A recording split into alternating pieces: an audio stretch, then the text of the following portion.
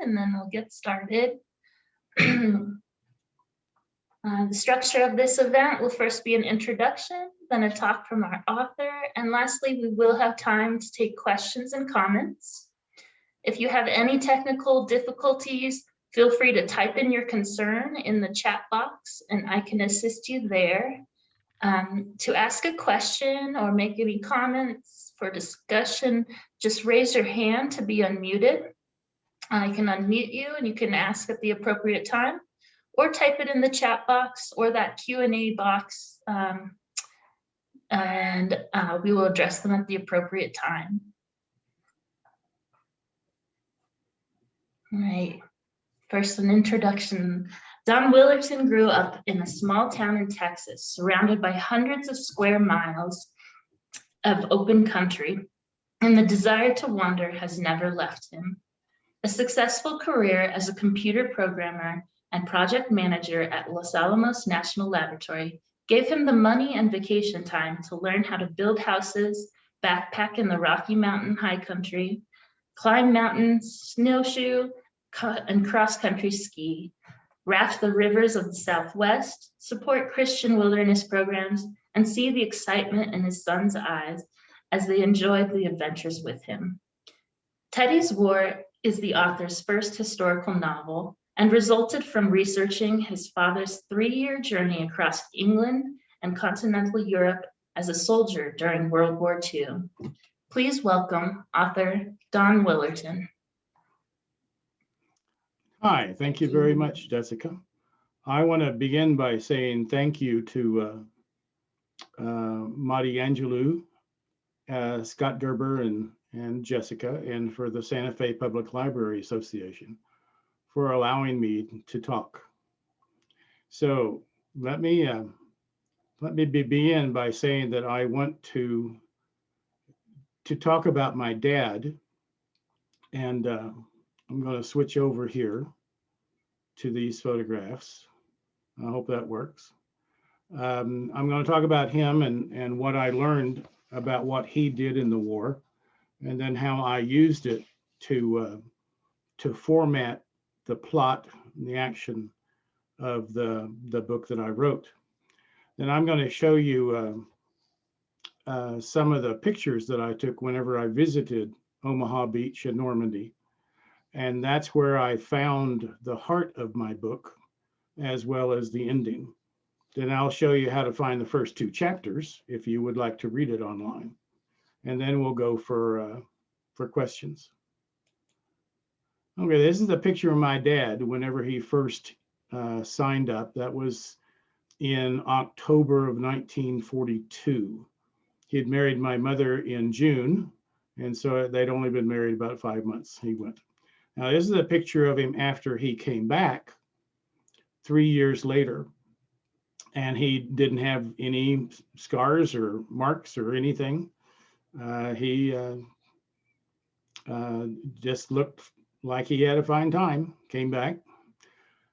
And then this is what my mother looked like, in case you're interested. She stayed in Ponca City, Oklahoma, and worked for Continental Oil Company.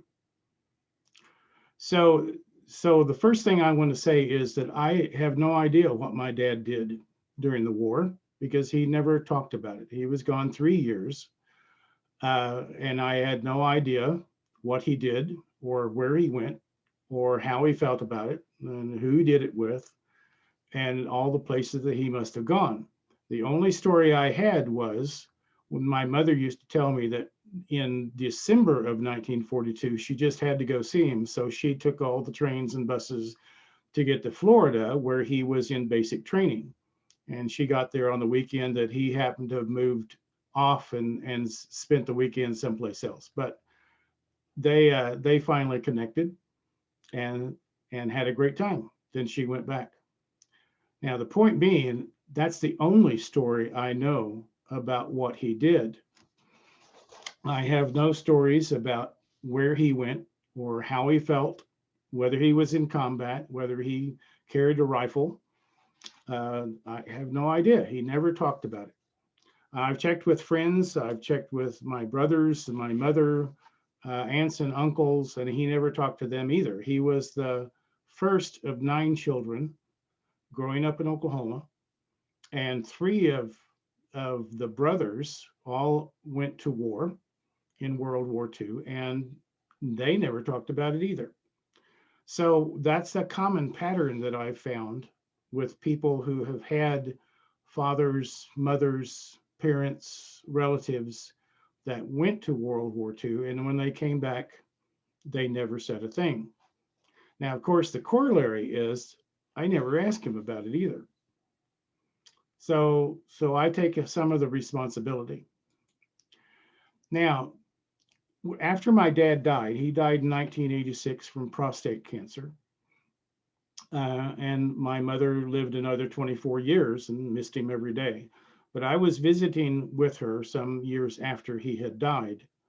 And I asked her what he did, and she didn't really know either. So we got into a trunk, a camelback trunk that was my dad's, and he stored up all sorts of memorabilia in it. And in that trunk, we found his honorable discharge paper. So here we're looking at it. And he was in the Company A, the 555th Signal Aircraft Warning Battalion in the Army. Well, that's the first thing I knew about that. So I started doing some research about it, and it turns out that he was a member of the Army Signal Corps. And the Army Signal Corps was responsible for the electronics, communications, radios, telegraph, everything that they needed in the Army, then that's what they provided. And in particular, the 555th was a radar unit. So my dad was a radar operator, and I did not know that. So I started looking around, and between me and Google, I think this is what my dad worked on. This is the SCR, which stands for Signal Corps Radar 584. And this there were 1,600 units built just like this that were made for Europe. This is a big dish up here, and it lowers into the inside. There's a false roof that goes over. And then whenever they get to their place, they slide the roof out, raise it back up, and then inside is where the technicians operated the radar. It could see, radar was a pretty new thing at the start of the war. And only from the beginning of the war did they finally develop portable radar units that could be used. This had a range of 40 miles. So it took 32 men to operate it 24/7, but they would set up next to an airfield and they would point it out in a certain direction. And they would look for airplanes, number one, any of the Luftwaffe coming over, so they could be identified. Whenever they found one, then they would send the coordinates over to the anti-aircraft units, and they would try to shoot it down.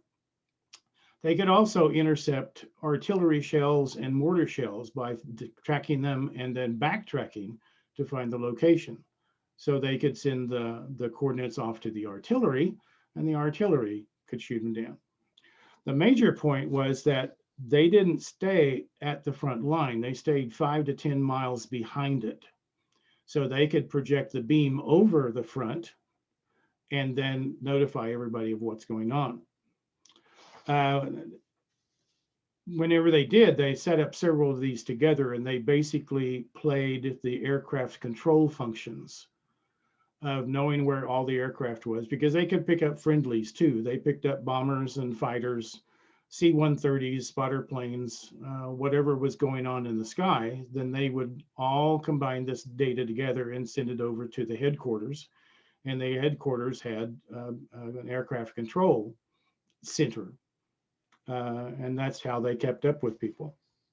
Now, my major point about this is that my dad was not in combat, but he was very close to combat the whole time. He was close enough to the front line where he could see the tanks going by, he could see trucks going by, he could hear the artillery going off all the time, he could hear the mortars going off. He'd see the constant traffic of trucks carrying in food, ammunition, water, fuel.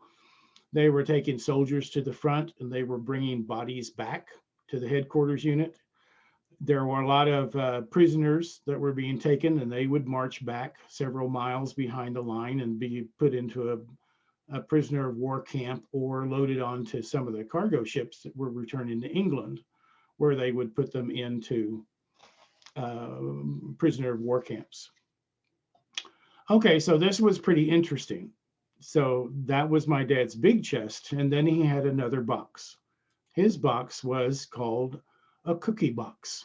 This is made in Britain. He must have got an empty one, or else he ate all the cookies. And then he took that and put it in the middle of his bag that he carried around.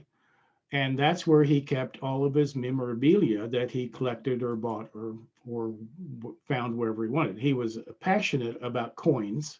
So if you open up the lid, you get all this out, then you see coins, lots of coins. He loved funny postcards.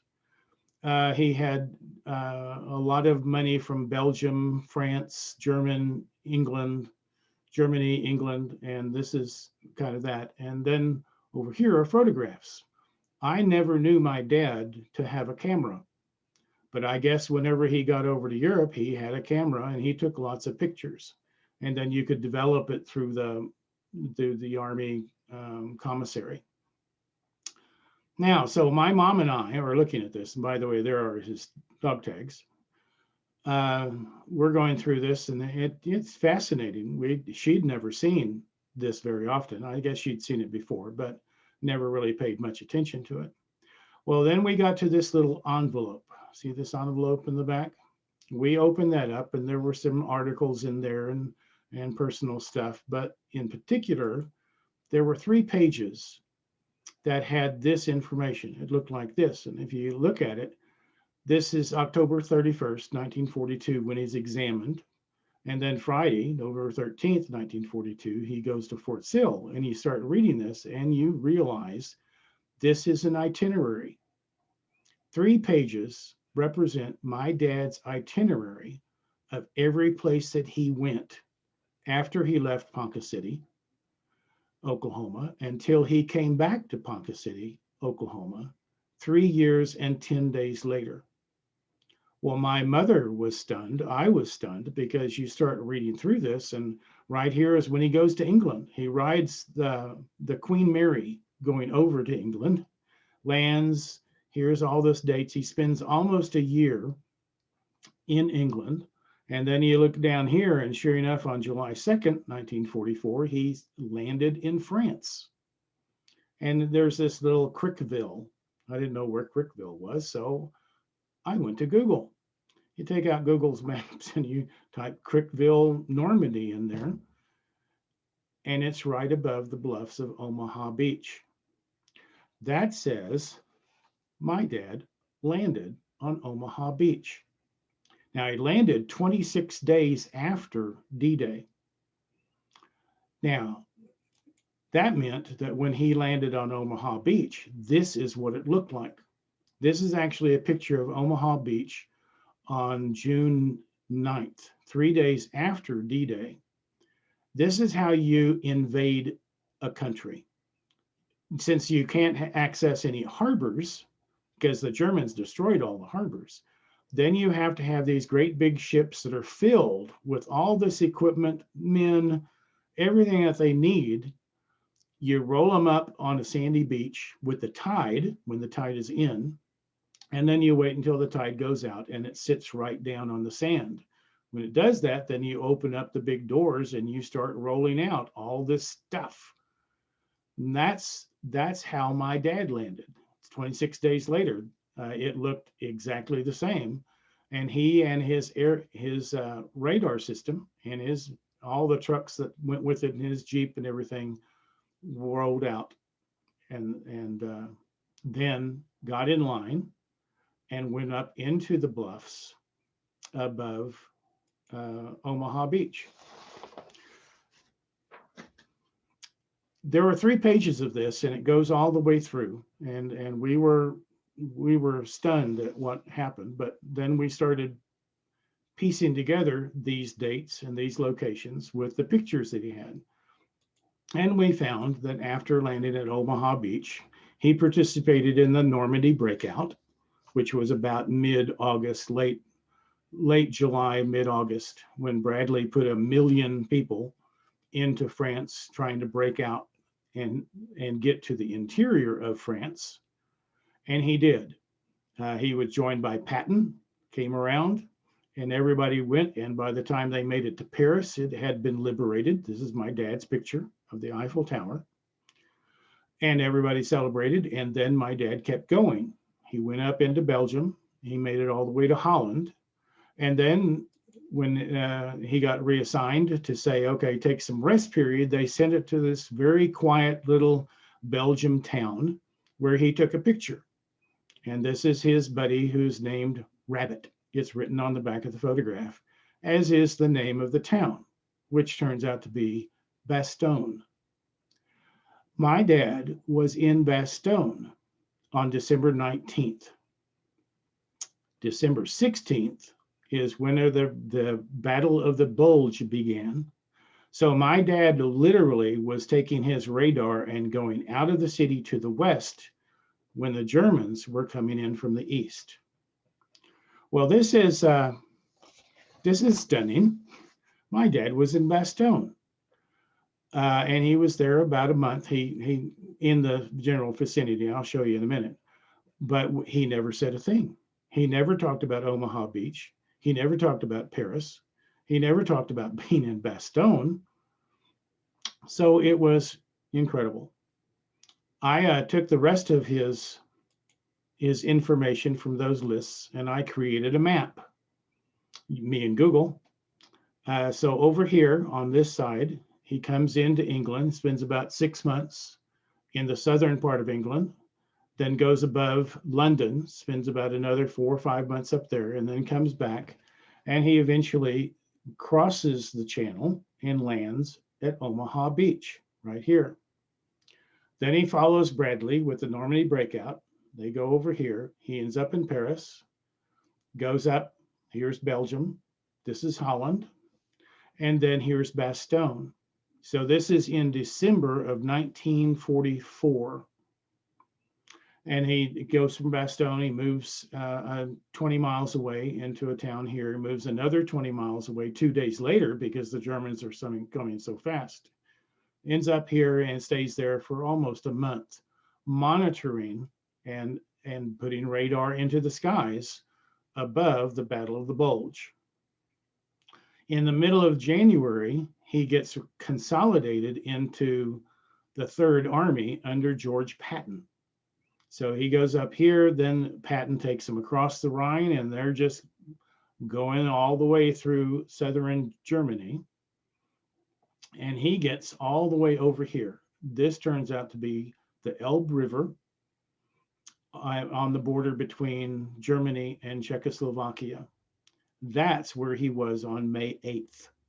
May 8th was Victory in Europe Day, and it's the day that Germany signed the surrender. So for his participation in the European theater, he's done. Now it'll take him another 150 or 200 days to process through, make it all the way back, and then sit in near excuse me, an Air Force base that's close to Munich. And he sits there for a while, and then finally he gets his papers that says he's going to go home. So he goes from Munich and on a 27-hour bus ride over to Le Havre. Le Havre is on the coast, and it's now the major port where the troop ships are coming.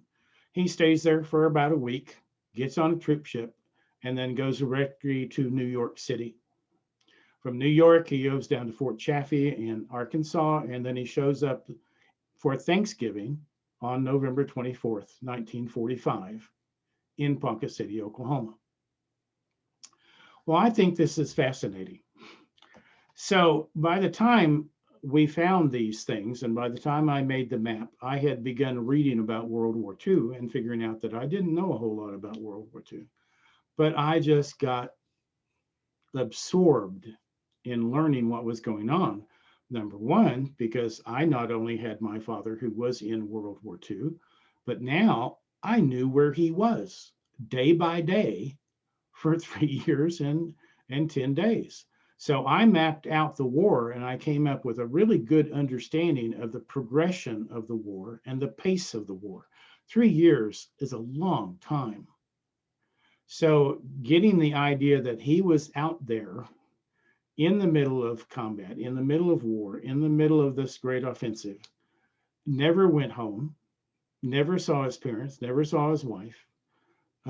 He got breaks in terms of R&R. They would let men cut off and go off and do a vacation, basically. But it was an incredible journey that he had. Okay, so I want to stay here and I want to stop sharing. And I want to talk about the book. I had insider information. This was 2019 in January when I started to understand that I wanted to write a book because I had insider information about this soldier who had been there for 3 years and 10 days. And I not only had his locations, I had the progression. I had the pace of what it took. So I thought that I could have a book that characterized the experiences of veterans in an extended period, in a journey. I thought that was going to be interesting. By that time, I also had a context of what the war was like and why we were over there fighting and what Hitler was doing and what the Third Reich was doing. And all of the tragedies, the emotions, the suffering, the refugees, the prisoners, the camps, the brutality, everything that was going on was just compelling. I really wanted to be able to find out if I could write a story that had all of that in it. Now, I had already been wanting to write a story about a journey. I just like journey stories. I like sagas. And the opportunity presented itself to be able to write something like that. And so I did. I started to write a war story, but I knew from the beginning that it wouldn't be about my dad. My dad was a nice guy. He was nice. He smiled all the time. He was kind. He was very shy, and he just made a terrible character. So I created a different character, but I used my dad's itinerary. And I used what I had learned about the war to be able to create this journey of a soldier that goes across. I front-ended it. I had the war, and then I wanted to show the effects of that war for the rest of his life. So I came up with this idea of starting in 1986. In fact, the first sentence of the second chapter, my major character is dead. Well, that's kind of interesting. But now it gives that story a flavor of discovery. So in 1986, Teddy, who is my major guy, is married to Margie, who he was engaged to during World War II. And then they have two children. One is Elias and one is Nancy. Nancy's a lawyer. Elias is a high school history teacher. And it is the week after the memorial, and they're in the big house all together, and they start discussing. And Margie says, you know, your dad never talked about the war.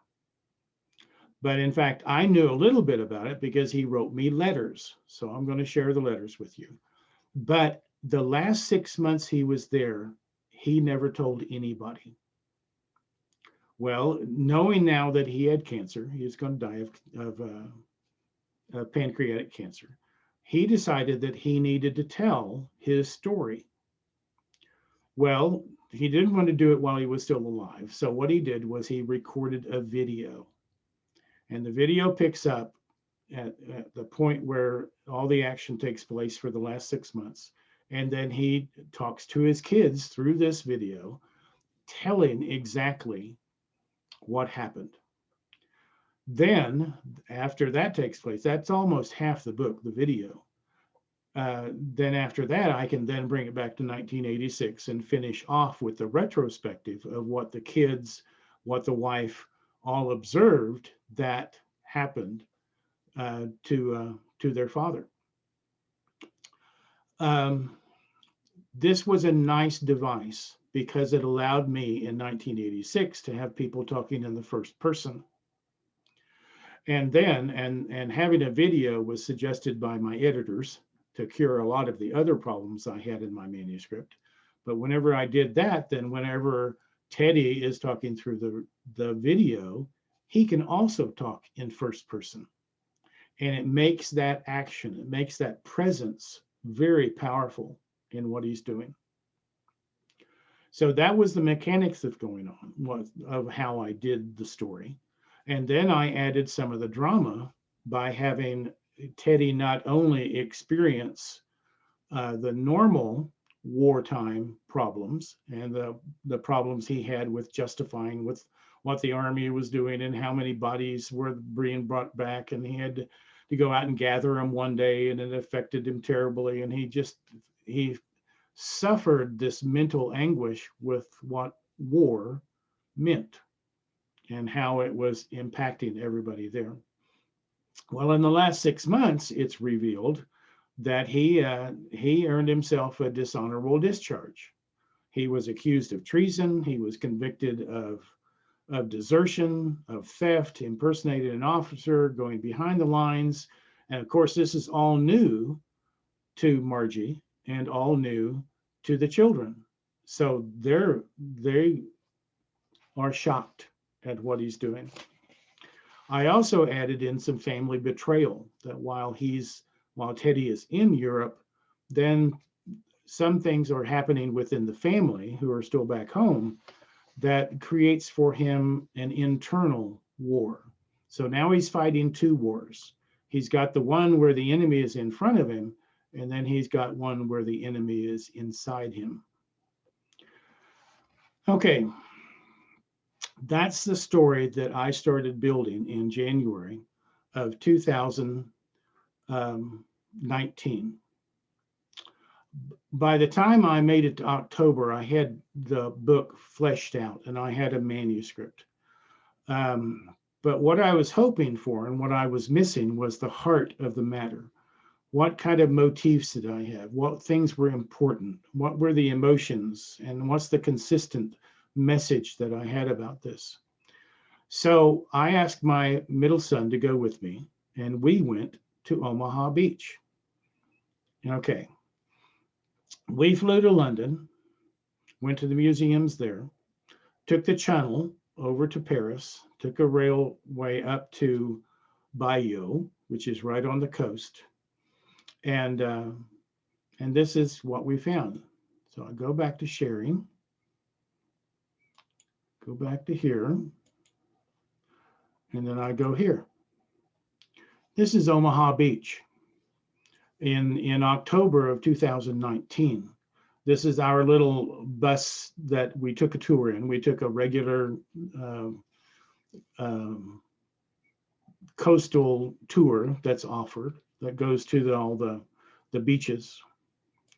And this is the way it looked like when we're out. Now the tide is out partially. Here's the ocean over here. And all of this is typically covered by 10 to 20 feet of water. And you can understand why they needed a beach this big if you were going to do something like this. It had to be flat. It had to be a lot there. And so I really, for the first time, you comprehend the logistics of what it takes to invade another country. Over here in the bluffs is where the American Cemetery is. We made a visit of that. We saw Utah Beach when we were over there. And it was dramatic. My dad was here. Well, let me show you a little bit more interesting fact. If you do an invasion and you can only use a beach, you can only land boats whenever the tide is in and after it goes out. And then you have to empty them and then wait until the tide comes back to float the boats and take them out. So the Army had always planned, the Allies had planned on building harbors. This is a caisson made out of steel, and it floats. It's about 100 feet by 100 feet. And they had many of these that they would float out into the ocean, and they would connect them with roadways that looked just like this. Okay, so whenever they did that, that worked for a while, and the boats could pull up way out in deep water, empty, and then go away. So they could do 12 to 14 ships a day using a harbor rather than 1 to 2 ships in the same place on the beach. All right, now I took this picture because here's they had a storm in the end of June, and this shoved it up into the beach, and they just basically left it there. Later on, they built this fishing pier to go this way. And you can see where the water comes up. You can see the water line on the concrete. Well, I wanted you to know where this picture was. This is the caisson. I'm standing next to it looking out at the ocean. And here's that fishing pier. And here's the level of the water. And these are my dad's dog tags. He wore them when he stepped on Omaha Beach. I wore them 75 years, 3 months, and 9 days later when I stepped on Omaha Beach. So that's my money shot. Okay, now I said that I had most of the story written. I had a manuscript. I couldn't figure out what the ending was going to be. The ending is important. Yeah. Well, I had 4 or 5 options, and I also had a book that had a lot of information in it, but it didn't have a lot of continuity. So I waited because I expected the visit to Omaha Beach and to Normandy and to London would be important. Okay, well, when we were in London, we visited the Imperial War Museum. It's in downtown London, and it's very good, very good. This is what the inside looks like. It's about 5 stories on the inside. This is a V2 rocket, and this is a V1 rocket called the Buzz Bomb. So that's what was coming over and bombing London. In the back part of this museum, they have a Holocaust exhibit. You go up to the 5th floor, you go in, and then you spiral down to come out on the 2nd floor. And meanwhile, you will have seen hundreds of photographs, hundreds of artifacts, memorabilia, things, movies, interviews. It is remarkable. And when you finish on the 2nd floor, you walk past a scale model of Auschwitz. And you can see where the train pulls up, and they let people off. And then you walk down this long passage, and there are various gates that you go through. If you're healthy and you can work, you go through the 1st gate. You go over here. Well, if you're not very healthy, but you can work, you can go this gate. Keep on going. The crowd moves down. And the last one is the open of the gate, and you're not worth anything. So they march you directly into the gas chambers. And then they have the crematoriums right behind. It was stunning. After I had left there, I had the heart of my book. I went back and I refashioned the entire book to start putting in these emotions, to put in these purposes, to put in the motifs, as my high school teacher would say, that went from the beginning to the end. And it gave me the ending. I had to add 3 or 4 chapters, throw out 2 or 4 chapters, and go back and remodel the book until it ended with my main character, Teddy, experiencing a concentration camp. It was empty, but they had to go through the formality of closing it down and recording all the stories. I was very happy with that because it gave me something that I found remarkable. I thought I was writing a war story. Whenever I finished the book, I found out that I had written a love story embedded in World War II. Now, let me wrap this up. You would think that stepping on Omaha Beach would have been the high point of my trip. You would think the high point would have been at the American Cemetery, where 10,000 graves are overlooking the beach. This was my high point. Now, this is Mont Saint-Michel. This is an abbey, and it's been around for 1,000 years. And it's famous, and it was one of the most iconic vacation spots in the world. It's off the shore of Normandy. It's about an hour and a half from where the Omaha Beach is. So we went on a day tour. This is my son. He's a professional photographer. And we're sitting out in this mud flat. Now, the tide is out. And when the tide is out, the ocean goes out 12 miles from these mud flats. And then it comes back in. So we just happened to get there and went out into the mud and took photographs from there before the tide came back in. And later on that night, we would come back and have dinner. And sure enough, the tide had come back in, and the water will come up and lap the bottom of this roadway. Now, instead of this just being my version of home movies, remember I said my dad went on a 27-hour bus trip from outside Munich over to Le Havre, and he stayed there a week. Well, during that week, the Army offered tours, and my dad took a tour. So I wanted to go there. This truck we're probably a couple of 100 feet from where my dad was back in 1945. That was the high point of my trip. And it gave me courage to say that I followed my father during the war. Okay, I now have a request. I'm kind of done, but I want to tell you that actually going to these places was significant, both for myself and for my son. And what I want to do is I want to encourage you to go to places. Now, if you're in World War II, if you're interested in World War II, then there's lots of places all over America. You can go to cemeteries, memorials, locations, museums. It's a wonderful place to be. When you do, I would like for you to take a young person with you. I mean, as ignorant as I was, and I'm one generation off, veterans, I can't imagine how little my grandkids know about World War II. And the more I learned, the more I was convinced that there's a whole bunch of analogies between what happened in World War II, in Europe, in Japan, in America, that look like what's happening these days.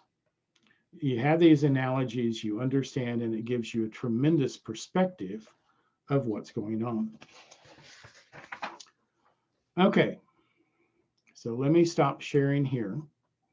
I want to go back and share another screen, and I want to get here, and I'm going to show you something that is available to you.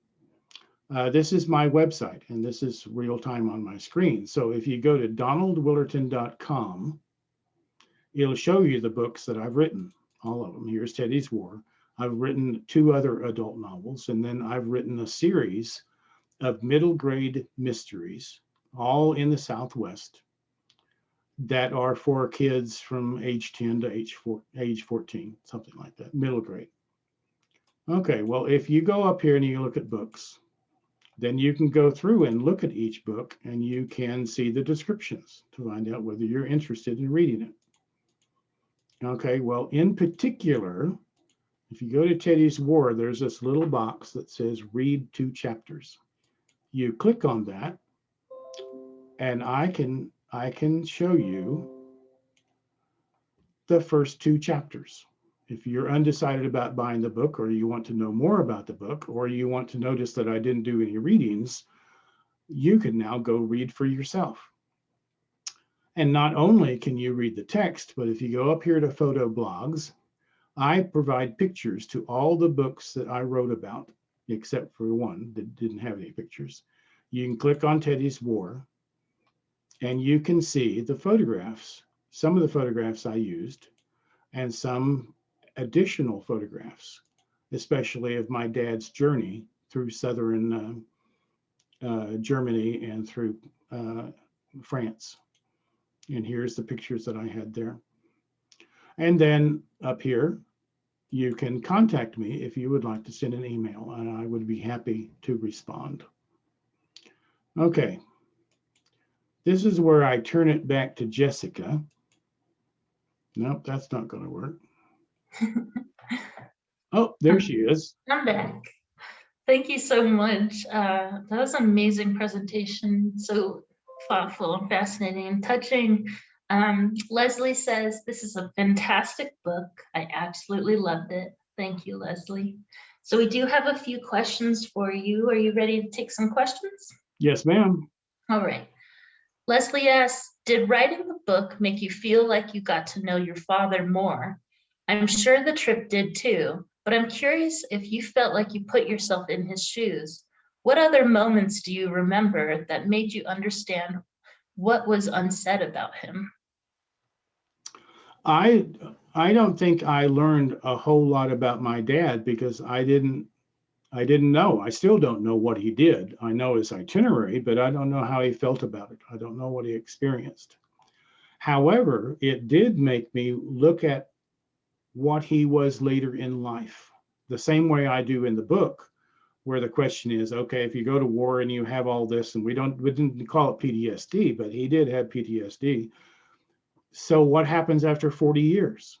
Well, my dad, I think he smiled a lot. He must have experienced enough that reinforced him to have his beliefs and to want to be different than what he saw in the war. So I don't know, but it made me appreciate him a great deal more, knowing that he had gone through that. Definitely. There was another question that you kind of already answered, but why do you think your father never spoke about World War II? That's a good question, and I put it in my book because I ask, because the children ask, well, how come my dad never said this? I've talked to several people, and I've read books about it, and I've read articles about it, and there's actually a number of choices. Some of them don't talk about it because it was a terrible experience, and they do not want to relive it. The more popular one is that the people who were over there, the soldiers, the men, the women, they came back feeling as if they had become part of a brotherhood, and that only the people who are in that brotherhood could really understand. So you go to reunions and people would talk about it, veterans would talk about it to other veterans, but they would not talk to other people about it, even their children. And then there's some other options that maybe they just put it behind them and just didn't want to talk about it. Another one is that they could not articulate it. They experienced all, but they still couldn't understand why people would want to do that. Yeah. So that's a number. Yeah. Your father sounds like a hero. Do you see him as a hero? I do not. If you read the book, there's a little tiny motif that runs through there because Teddy has an older brother named Jake, and he thinks Jake is a hero. Jake has a relationship with a young lady and takes her up the mountain, and he wants to be her hero. And then Elias, the son, in the end of the book, looks at his mother and says, "You're my hero." So this definition of exactly what heroism is has become fast and loose. We call almost anybody who does good things heroes. Anyone who takes risks, they're heroes. Anybody who died, they're a hero. And I'm more restrictive than that. I want people to have done heroic things. Things my dad did not, as far as I know, did not do a heroic thing.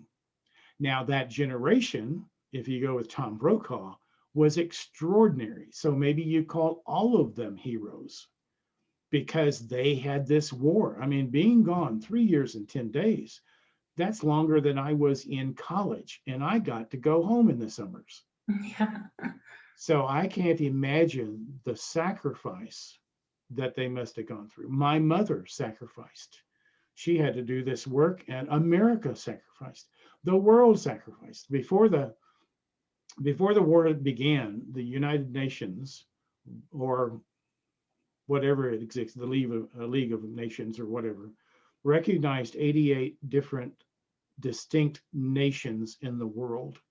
At the end of the war, 82 of them had been involved in the war. Now that's a world war. The only thing we come close to is the recent pandemic.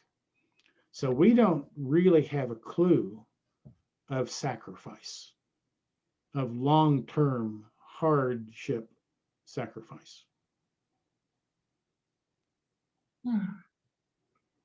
Thank you. Donna asks, do you suppose, oops, I lost it. Oh, do you suppose that his particular work was classified by the military so that he could not talk about it? In the book, in fact, I have an incident that occurred, which was called Task Force Baum, that was ordered by General Patton, and it's true that he wanted this task force to go 50 miles behind the lines and get into a prisoner of war camp and bring back his son-in-law, who happened to be in that prisoner of war camp. And the task force failed. It was shot to pieces and nobody came back. So Patton, as soon as he saw it was failing, knew that he had made a mistake. So he classified it secret. And that meant that the media couldn't talk about it. The soldiers couldn't talk about it. The commanders couldn't talk about it. Anybody below him couldn't talk about it. And he did that basically as a cover-up to the fact that he ordered it. Now, he confessed later that he did it as a feint so the German army would be fooled. When you look at it, you kind of understand that he had promised his daughter that if he ever got close to rescuing Lieutenant Colonel John Waters was his name, his son-in-law, that he would do it. And he did it. When that was classified, then in my story and everybody in reality could not talk about it. And it was not released until the 1960s when the classification, after 20 years, was removed. So it definitely was part of Teddy's inability to talk about it. Thank you. Has your family read the book Teddy's War, and what do they think of it and all the research and findings that about your father? I don't know who's read my book. My daughter-in-law read the book. I take that back. I do know that she read a book, and she said she liked it, but it was a tough book. It deals a lot with authenticity of what the war looked like. I'm not aware of my other children, and they haven't said. What do you think your father would have thought of Teddy's War? Oh, that's a good question.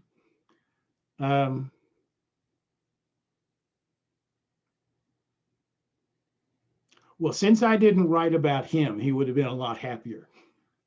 I think he would have been pleased. I hope it's historical fiction because almost everything in it really is historically true. The movement, the wars, the battles, the armies, everything that people were experiencing. By the way, I read a lot of books by the guy who lives in Albuquerque, the reporter. Oh, I knew I'd forget something. But anyway, there's a lot of information out there that gives you a very true picture of what men suffered while they were there. I think my dad would have been pleased that I was able to articulate some of that misery, some of that challenge that he went through. He must have, I mean, he was right there. He must have seen so much that was just horrible. He's got pictures of things that was just devastation. So he had to have some feeling for it. Thank you. This is a comment from Leslie. Another great aspect of the book is an overview of a lot of the most important events that occurred during the war, specifically the battles and the post-war dealings with the concentration camps. Thank you, Leslie. Oh, sorry, that's my dog.